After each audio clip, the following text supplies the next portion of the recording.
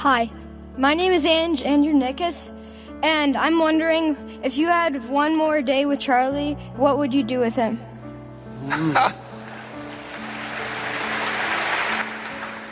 Well, it's kind of interesting because in effect I did have one more day. I mean, it wasn't a full day or 단 하루만 더 찰리 먼거와 함께할 수 있다면 당신은 어떤 하루를 보내고 싶나요?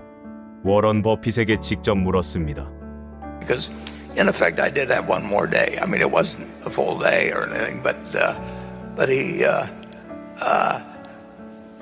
we always lived in a way where we were happy with what we were doing every day. I mean, Charlie liked learning.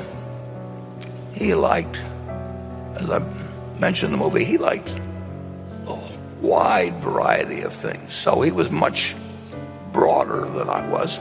But I didn't have any great desire to be as broad as he was, and he didn't have any great desire to be as narrow as I. But we had a lot of fun doing anything. And, we played golf together, we played tennis together, we did everything together. And this you may find kind of interesting. We had as much fun, perhaps even more to some extent, with things that failed, because then we really had to work our way out of them. And in a sense, there's more fun having somebody that's your partner in digging your way out of a foxhole than there is just sitting there and watching an idea that you got 10 years ago just continually produce more and more profit. So it wasn't, he really fooled me though. He went to 99.9 years. I mean, if you pick two guys, he publicly said he never did a day of exercise except where it was required when he was in the Army. So he never did a day of voluntary exercise. He never thought about what he ate.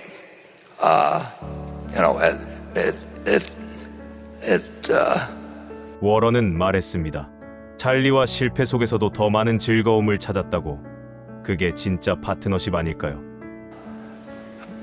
We started every day, and Charlie he was interested in more things than I was, but we never had any doubts about the other person, period. And so if I'd had another day with him, we'd probably have done the same thing we were doing the earlier days, and we wouldn't have wanted to know that we only had one day. There's a great advantage in not knowing where you're going to, what day you're going to die.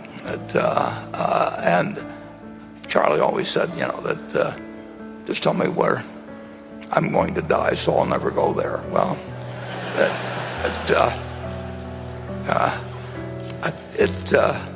the truth is, he went everywhere with his mind, and therefore he was not only interested in the world at 99, but the world was interested in him. It's remarkable. I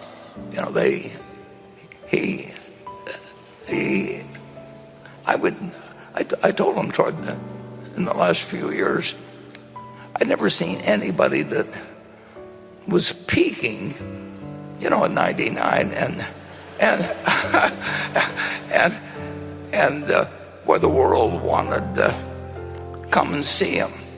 I mean, they actually wanted to go out to 351 North June Street, and whether it was, well, I could name a whole bunch of names, but just I'll start with Elon Musk, but go down the list, and they all wanted to meet Charlie, and Charlie was happy to talk with them. And the only person I could think of otherwise was the Dalai Lama. I don't know that they had a lot else in common, but it was he lived his life the way he wanted to, and he got to say what he wanted to say. He, like I, loved having a podium, and again, I can't remember any time that he was mad at me or I was mad at him. It just didn't happen. And calling him was fun back when long distance rates were high, and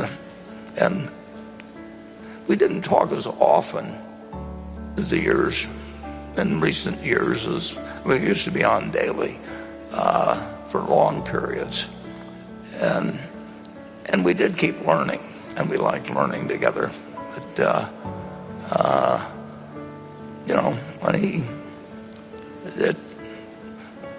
we tended to be a little smarter because as the years went by, because we had mistakes and we had other things where we learned something, and the fact that he and I were on the same wavelength in that respect meant that the world was still a very interesting place to us when he got to be 99 and I got to be 93. So I don't have a perfect answer for you there, but I can tell you the ingredients that would go into.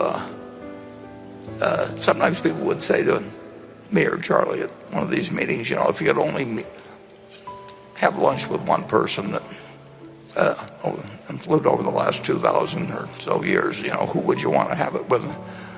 Charlie says, I've already met all of them, because he read all the books. I mean, he eliminated all the trouble of going to restaurants to meet him or anything like that. He just went through a book, and he met Ben Franklin, and he really he was remarkable. He said he really had no one else to meet because he'd read all their stuff, and he liked Ben Franklin's stuff better than he liked mine. But with Ben Franklin, he just had to read about it. They didn't have to go have lunch with him or anything of the sort. But it's an interesting question. What you should probably ask yourself is that, who do you feel that you'd want to start spending the last day of your life with, and then figure out a way to start meeting them or tomorrow, and meet them as often as you can. Because why wait a little last day? And don't bother with the others. 찰리 멍거는 떠났지만 워런 버핏의 기억 속엔 매일을 함께 살아낸 지혜와 우정이 남아 있습니다. 하루를 더 가졌다면 아마도 우리는 평소처럼 조용히 웃으며 또 하루를 함께 보냈을 겁니다. 지금 당신에게 묻습니다. 당신이라면 마지막 하루를 누구와 보내고 싶나요? 오늘만큼은 당신의 인생을 함께 걸어온 소중한 동반자, 가족을 떠올려 보세요. 댓글로 당신의 다짐을 적어주세요. 나는 가족을 마지막인 것처럼 사랑하겠습니다. 그 긍정의 한 문장이 당신의 삶을 바꾸고 미래를 성공으로 이끄는 씨앗이 됩니다. 당신은 슬기로운 부자 생활과 함께 부자의 길을 걷고 있습니다. 지혜는 나눌수록 커지고 통찰은 연결될수록 빛납니다. 구독과 좋아요는 단지 클릭이 아닙니다. 더 나은 세상을 향한 연결입니다. 감사합니다. 오늘도 슬기로운 하루 되세요.